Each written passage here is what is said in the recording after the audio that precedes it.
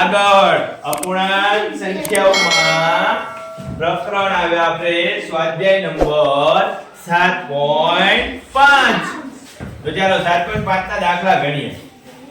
ગણવા છે કે બસ તમારી બેટરી દુલ? હેડો તાને ગણી નાખીએ. પહેલો, નીચેની આકૃતિઓ જોઈ સરવાળા છે કે બાદબાકી એ ચકાસીને અપૂર્ણાંકમાં જવાબ મેળવવાનો પ્રયત્ન કરો. કેટલા ખાના છે ભાઈ? 1 2 3 4 ને આપણે છેદમાં કેટલા લખીએ છીએ? હે ભાઈ, છેદમાં કેટલા લખીએ છીએ? 5 ખાના છે, છેદમાં 5 લખીએ. કલર કેટલામાં છે? 1. આમાં કેટલા ખાના છે?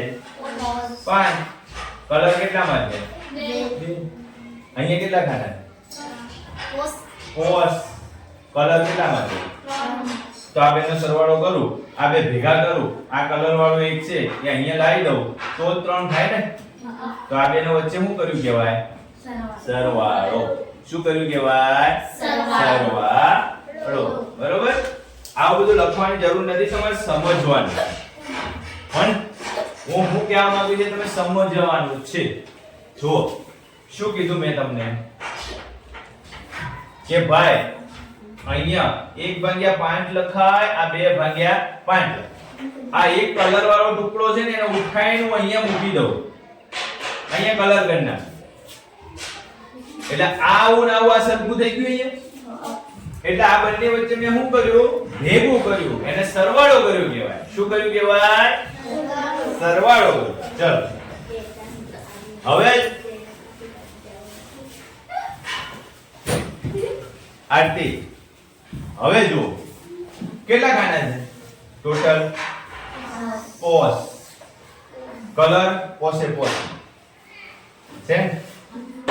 આમાં 5 બે કલર 3. હે કે? હવે આમાં 5 કલર 2. હું મજા આવી ગઈ લે? મને તો કયો લે એકલા દાંત કર દે. ચાલો જો અહીંયા 5 માં કલર છે ને? એમાંથી અહીંયા 3 માં જ કલર છે અને આમાં કેટલા બધા? 2 માં જ કલર બતાવ્યો છે. કેમ? તો કે આ જે 3 માં કલર છે ને એનો કલર અહીંથી કાઢી નાખવાનો છે. આ 3 માં કલર કાઢી નાખવાનો.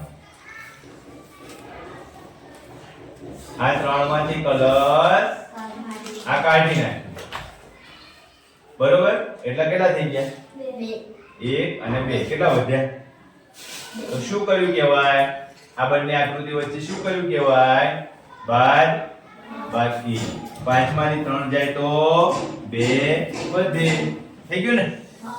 આ રીતે કરશો ને તો તમને સરળતાથી સમજ પડશે. ચાલો આમાં કહી દો કેટલા ખાના છે?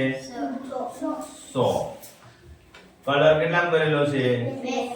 આમાં કેટલા ખાના છે? 100. કલર કેટલામાં છે? 3. આમાં કેટલા ખાના છે? 100. કલર કેટલામાં છે? 100.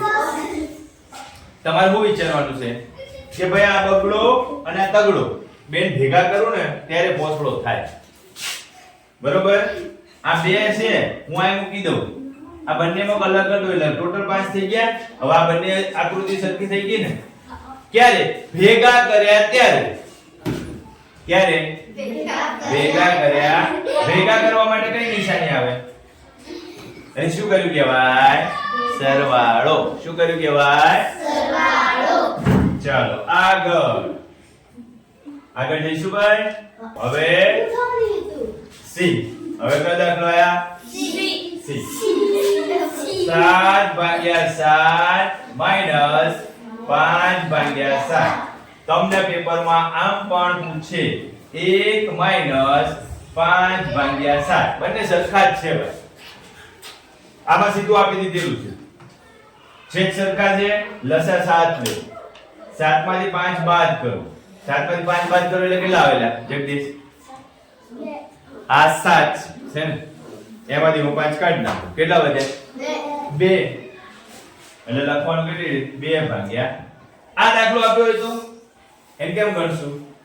તો આને 7 ભાગ્યા 7 માં ફેરવો ભાઈ. અંશમાં 7 વડે ગુણો અને છેદમાં પણ 7 વડે ગુણો. -5 ભાગ્યા 7. હવે થઈ ગયો દાખલો સરખો? થઈ ગયો ને? 7 ભાગ્યા 7 -5 ભાગ્યા 7. આ બંને દાખલા સરખા થઈ ગયા. ચાલો ડી 1 ભાગ્યા 22. જોજો આમાં કેટલો જવાબ આવશે કહેજો મને જોઈને કહેજો કેટલો જવાબ આવે. ચલો તમને આવડે એવો છે ને એટલે પૂછ્યું કેટલો જવાબ આવશે.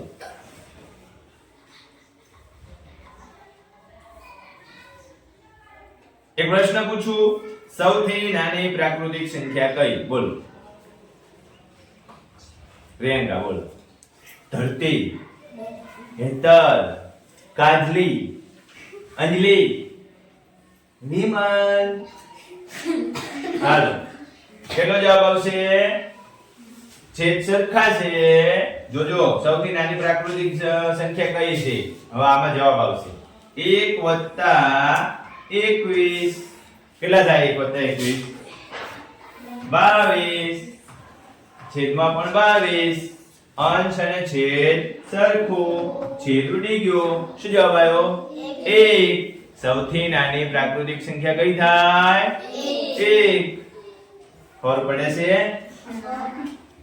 ના કે છે ને? તો કોને નહીં પડતી? હાલો ડી પછી ઈ. 12 ભાગ્યા 15 - 7 ભાગ્યા 15. 12 ભાગ્યા 15 - 7 ભાગ્યા 15. આવો દાખલો છે જો. 15 છેદ સરખા લસા 15. 12 - 7. 12 માં 7 જાય તો 5. 5 ભાગ્યા 15. શું જવાબ આવે ભાઈ? 5 1 5 અને 5 3 15. છેદ ઉડાડો. 5 5 ગયા 1 ભાગ્યા 3. વિમલ જ લખવાનું કાય. ઈ પછી શું આવશે ભાઈ? f. f માં શું છે દાખલો?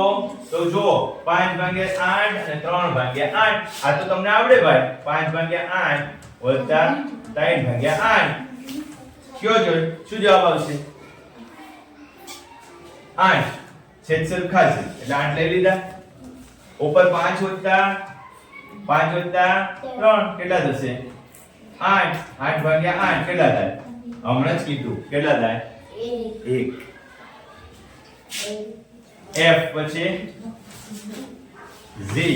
g માં શું છે ભાઈ? f પછી g. 1 - 2 ભાગ્યા 3. ચાલો 1 - 2 ભાગ્યા 3. જો આપણે છેદમાં 3 જોઈએ છે. છેદમાં શું જોઈએ છે? 3 જોઈએ છે. ક્યારે 3 લખી શકું? તો કે અંશમાં 3 વડે ગુણો ત્યારે. અંશમાં કેટલા વડે ગુણો? 3 વડે ગુણો ત્યારે. બરોબર? તો હું આવું લખી શકું ભાઈ. 3 ભાગ્યા 3 - 2 ભાગ્યા 3. હવે 3 - 2 લસાઅ શું લેવાનો? 3. એટલે 2 માંથી 3 માંથી 2 જાય તો 1. 1 ભાગ્યા 3. બરોબર? હવે કઈ દાખલો આવ્યો ભાઈ? g પછી h અને i. ચાલો h અને i સાવ સરળ દાખલો છે. ગણી નાખીએ. h માં શું છે? 1 ભાગ્યા 4 અને 0 ભાગ્યા 4. 1 ભાગ્યા 4 અને 0 ભાગ્યા 4. બંનેના છેદ સરખા છે એટલે લસાઅ આવશે 4. 1 વત્તા 0 એટલે જવાબ શું આવશે? 1 ભાગ્યા 4.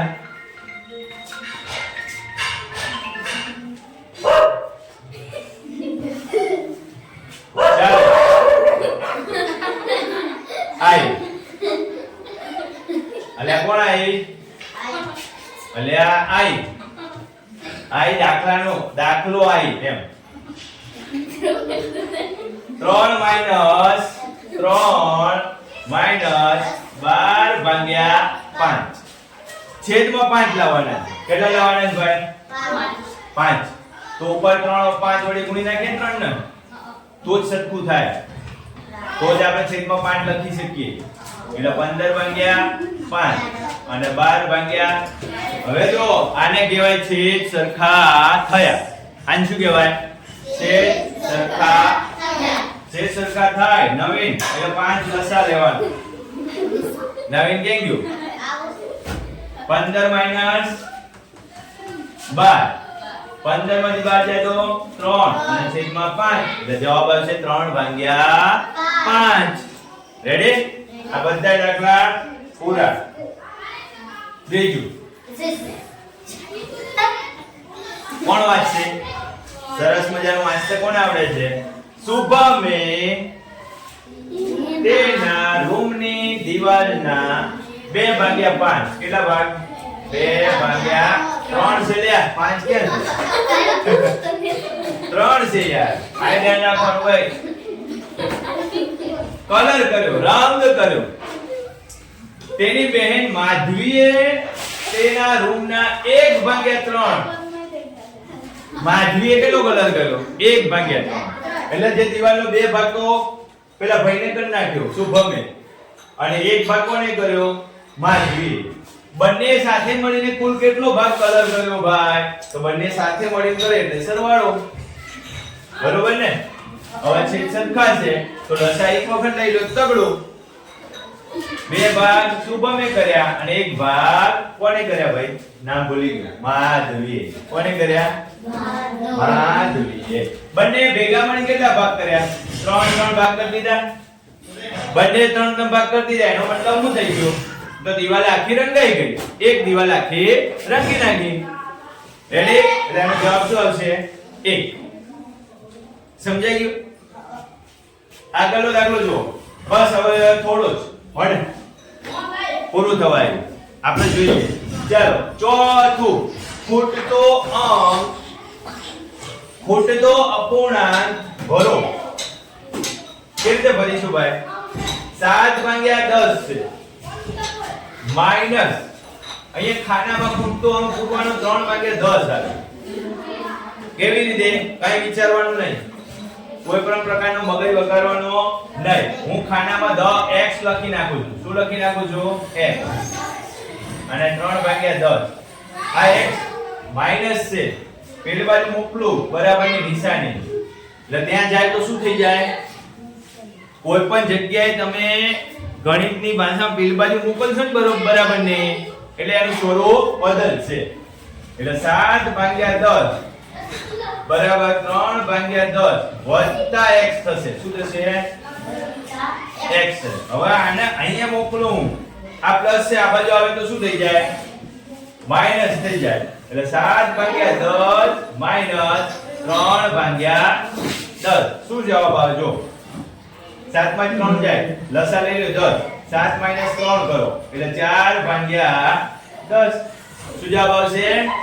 4 ભાગ્યા 10. અહીંયા ખાનામાં કેટલા મૂકવાના? 4 ભાગ્યા 10. આગળ જોઈએ બીજું. ખાનું આપેલું છે, પહેલા ખાલી જગ્યા છે, માઈનસ 3 ભાગ્યા 21 છે, અને જવાબ શું આવે છે? 5 ભાગ્યા 21. 5 ભાગ્યા 21.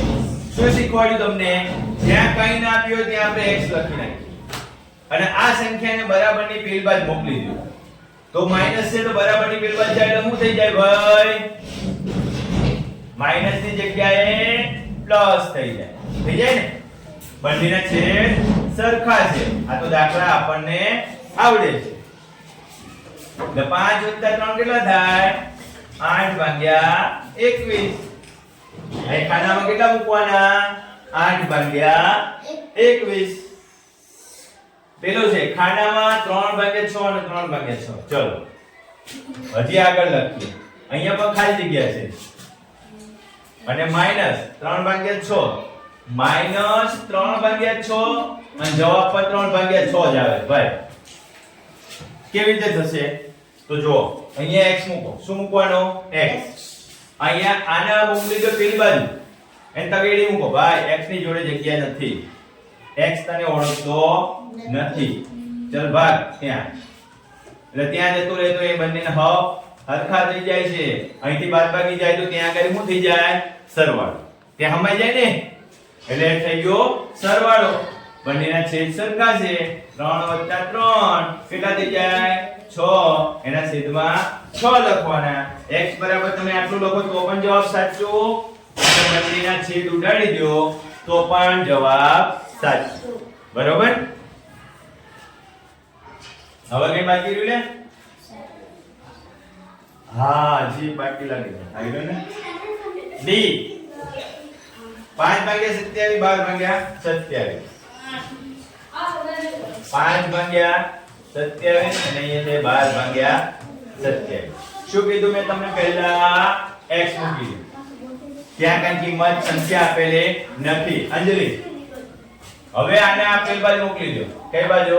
અહીં સરવાળો છે, પેલી બાજુ જાય તો બાદબાકી. 12 ભાગ્યા 27 માઈનસ 5 ભાગ્યા 27.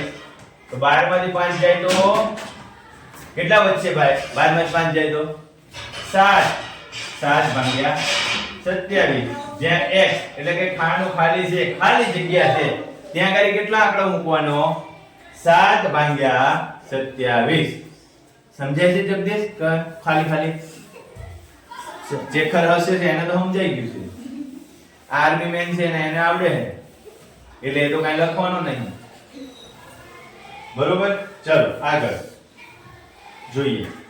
આગળ સરસ મજાનો એક દાખલો છે કે 5મો દાખલો છે. જાવેદને ટોપલીના 5 ભાગ્યા 7. કેટલી નારંગી છે ભાઈ? નારંગીની વાત કરી છે. ટોપલીમાં 7 જ નારંગી છે, એમાંથી 5 ભાગ. હવે ટોપલીમાં બીજા કેટલા અપૂર્ણાંક જેટલા ભાગની નારંગીઓ બાકી રહી હશે? વિચારો. ટોપલીમાં કેટલી નારંગી છે? નીચે આપેલી હોય એક કુલ નારંગી થાય 7. બરોબર? ઉપર કેટલી ટોપલીમાં એને આપી કેટલી દીધી? 5. તો ટોપલીમાં કેટલી વધી હોય? 2 વધી હોય ને. આમ લખવાનું. અહીંયા સરવાળો કરીને ખાલી જગ્યા કરવાનો અને અહીંયા x લખવાનું. શું લખવાનું? સોરી, ત્યાં x ન લખાય. ત્યાં શું લખાય? 1 લખાય. ટોપલી આખી પૂરી કરી દેવાની ને અહીંયા. એક ટોપલી. ચલો અહીંયા x કરી દઉં. આના હું કઈ બાજુ લઈ જાઉં? પેલી બાજુ. એટલે 1 માઈનસ 5 ભાગ્યા 7 x બરાબર 1 નો મતલબ શું થાય ભાઈ? તો કે 1 ગુણ્યા 7 ભાગ્યા 7. જો છેદમાં 7 સરખા કરી દીધા મેં. કરી દીધા ને છેદમાં ના, અંશમાં છેદમાં. હવે 7 7 એકા 7, એમાંથી 5 બાદ કરો અને 7 નીચે લો. 7 માંથી 5 જાય તો 2 અને 7 2 ભાગ્યા 7. સમજ પડે છે? 2 ભાગ્યા 7. ટોપલીમાંથી કેટલી? અહીંયા જગ્યા કેટલી મૂકવી પડે? બરોબર? જો 5 ભાગ્યા 7 વત્તા 2 ભાગ્યા 7 કેટલા થાય? 7 ભાગ્યા 7. છેદ ઉડી જાય એટલે કેટલો જવાબ આવે? 1. આવી ગયો ને? એટલે ટોપલી અહીંયા જે ખાલી જગ્યા છે ને એમાં કેટલા અંક મૂકવા પડે? 2 ભાગ્યા 7. અથવા તમારે લખાય કે ભાઈ ટોપલીમાં બીજા અપૂર્ણાંક જેટલી એટલે કે કેટલા અપૂર્ણાંક છે ને એમાં લખવાનું 2 ભાગ્યા 7 અપૂર્ણાંક જેટલા ભાગની નારંગી બાકી હશે. આ 5મો દાખલો કાજલબેન. હવે કે આપણે જાજા દાખલા ના બસ પૂરું છેલ્લો જ દાખલો છે. સમજ પડે છે? ઓકે.